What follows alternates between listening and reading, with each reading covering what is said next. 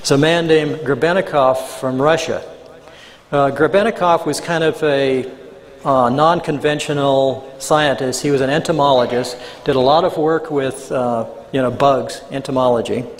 And his favorite thing was to go out into the steppes of Russia and into the various outer hinterlands and camp out in the summers and study his favorite subject. And on one of these expeditions, he started seeing some weird effects.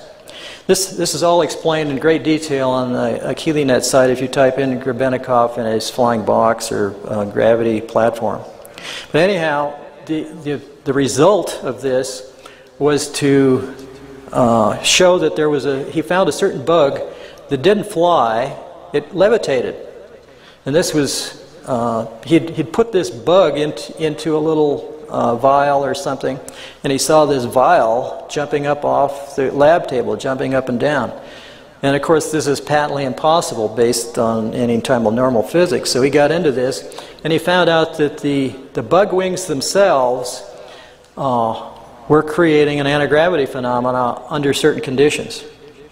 And of course what we have here, if you analyze, I think I found the bug. It's actually a beetle. And if you analyze this bug structure, you see a hexagonal pyramid structure array throughout the entire bottom wing of this bug. Turns out that beetles have two wings. The top wing is called a wing cover, and what the beetle does is it lifts this wing cover up and then it flips out its lower wings or inner wings. Now the bug cover protects the inner wings, but when it gets excited or something, it flips these other wings out and it flaps these other wings, and the other wings, the inner wings flap a little, and this beetle goes gyrating around. They can't fly very good, but they sure levitate great, I guess. And anyway, he took a whole bunch of these bug wings and he glued them to like a Venetia blind structure, and he put it into a little platform he built. So they were all, these bug wings were all covered in here. And he used I theorize he used the wing covers as well as the inner wing itself. There's also a kind of a handlebar on this thing with some controls. You can see the thing a little better here in detail. The controls, I think, had to be manipulated continuously and probably vibrated to create the same action that the bug was doing. There was also down at the base some kind of a lever which I suspect controlled the amount of lift he was getting out of this thing. Anyway, Grebbennikov claimed that he could fly this thing or levitate it, and it would go around at almost 1,000 miles an hour. Now you ask, how can that happen? Well, he said that there was an energy field that built up around this thing due to this gravity field building up in the platform, and by this thing building up, it built out a force field that basically surrounded him and protected him from the local environment. So even though he was flying at 1,000 miles an hour, you could go,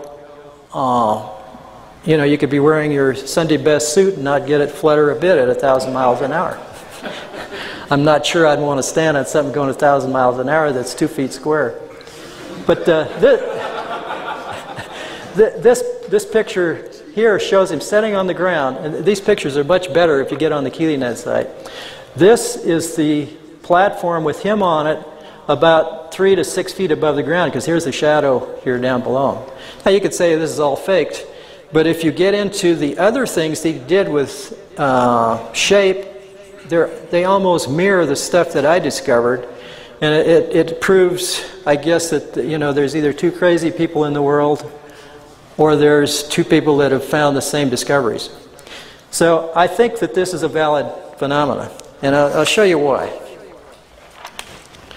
Next slide is a micrograph that I took of a beetle inner wing. This is at 100x. If you look closely at this thing, you can see rows of bumps all along the bottom of this wing, each row is staggered from the next row next to it, and this is all over the surface of the bottom of the wing. Now I don't know of any aerodynamic surface that has bumps all over the bottom to help it fly better. If you blow this up to 430x, you can start to see some of this microstructure of the cells that form where these bumps are. The next slide, at 970x, you start to see what these bumps that stick up are. They're hairs, look like hairs or fibers that grow out of the center of these hexagonal cells. And of course, this harkens back to my basic shape power discovery, is that each one of these, because of their shape going down to a point, is creating a magnetic field. And remember, a magnetic field is a rotating piece of vortex in the ether.